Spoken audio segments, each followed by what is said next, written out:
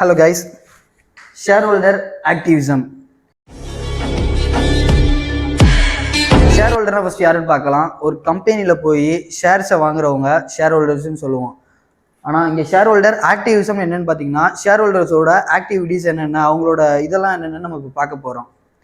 அதில் வந்து share holder activism எப்படி எக்ஸ்ப்ளனேஷன் பண்ண போகிறேன்னா, ஒரு பெரிய கம்பெனியில் போய் அவங்க ஷேரை வாங்குறதுனால கம்பெனிக்கும் அவங்களுக்குமே அதில் பெனிஃபிட் இருக்குது. இதுதான் share holder activism. Share holder activist அப்படின்னு சொல்லிட்டீங்க. அவங்க வந்து கம்பெனியில் மேஜர் என்ன ரோல் பண்ணுவாங்க, என்ன ஒர்க் பண்ணுவாங்க? சிம்பிள். ஷேர் ஹோல்டர் ஆக்டிவிஸ்ட் கம்பெனியில் என்னென்ன ரோல் பண்ணுவாங்கன்னு பார்த்தீங்கன்னா, கம்பெனிக்கு அகைன்ஸ்ட் கம்பெனியில் எதுவும் இஷ்யூ நடந்துச்சுன்னா அவங்களுக்கு வந்து கொஸ்டின் கேட்குற ரைட்ஸ் அவங்கள்ட்ட உண்டு. அதே டைமில் இப்போ எதுவும் முக்கியமான டிசிஷன் எடுக்கணும்னா அவங்க வந்து ஓட்டிங் ரைட்ஸ் அவங்களுக்கு அவைலபிள் உண்டு ஷேர் ஹோல்டர்ஸுக்கு. கம்பெனிக்கோட க்ரோத்தை பற்றி அவங்க வந்து டிசிஷன் கொடுக்கலாம், சஜஷன் கொடுக்கலாம். இவ்வளோதான். ஹெட்ஜ் ஃபண்ட்னா என்ன? ஹெட்ஜ் ஃபண்டுங்கிறது ஷேர் ஹோல்டர்ஸ் வந்து அமௌண்ட்டை இன்வெஸ்ட் பண்ணுற one type of share holding தான் இந்த ஹெட்ஜ் ஃபண்ட். இதை யாரெல்லாம் பண்ண முடியும்னு பார்த்தீங்கன்னா, பெரிய பெரிய பிஸ்னஸ் மேன்ஸ் வந்து அவங்களோட மணியை பிக் அமௌண்ட்டாக இதில் இன்வெஸ்ட் பண்ணுறது தான் ஹெட்ஜ் ஃபண்ட். ரீட்டைல் இன்வெஸ்டர்ஸ் யாரெல்லாம்? நீங்களும் ஒரு ரீட்டைல் இன்வெஸ்டர் தான், நானும் ஒரு ரீட்டைல் இன்வெஸ்டர் தான். ரீட்டைல் இன்வெஸ்டரோட மேஜரான வேலை என்னன்னு பார்த்தீங்கன்னா, ஒரு குறிப்பிட்ட கம்பெனிஸில் ஒரு குறிப்பிட்ட ஸ்டாக்கை வாங்குறதும் விற்கிறதும் ரீட்டைலர் இன்வெஸ்டரோட முக்கியமான வேலை.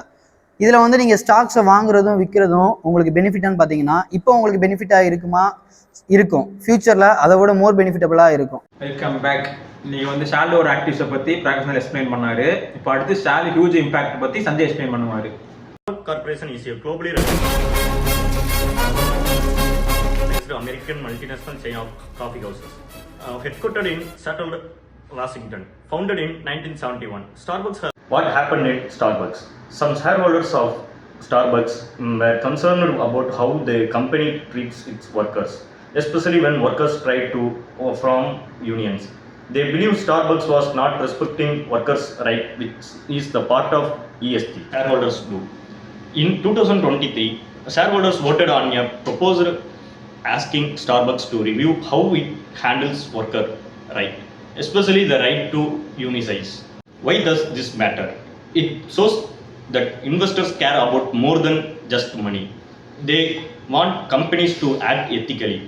It also shows that even big companies like Starbucks can be pushed to change by their own. What's the goal? Shareholders want Starbucks to respect workers' rights, avoid anti-union practices, improve its social responsibility.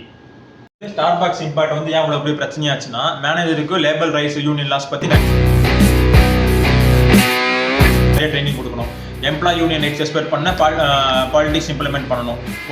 Workers United யூனியனோட negotiation restart பண்ண வேணும். Human rights importance வச்சு increase பண்ணணும். இப்போ என்கிட்ட காசு பத்தலை ஒரு நிறுவனத்தை நடத்த, அப்போ என்ன பண்ணணும், நான் இன்னொன்று ஒரு மெம்பரையோ ஒரு ஆளையோ கூட்டுட்டு அவங்களுக்கு ஒரு பங்கு கொடுத்துட்டு, அப்புறம் இல்லை அவருக்கும் பார்த்தீங்கன்னா ஒரு 2-3 பங்குதாரர் சேர்த்துக்கிட்டு எல்லாரையும் கம்பைன் பண்ணி ஒரு நிறுவனத்தை நடத்தும் போது அந்த நிறுவனத்தை நடத்துறதுக்கு பேர் தான் வந்து ஷேர் ஹோல்டர் அப்படின்ட்டு அதை சொல்லுவாங்க.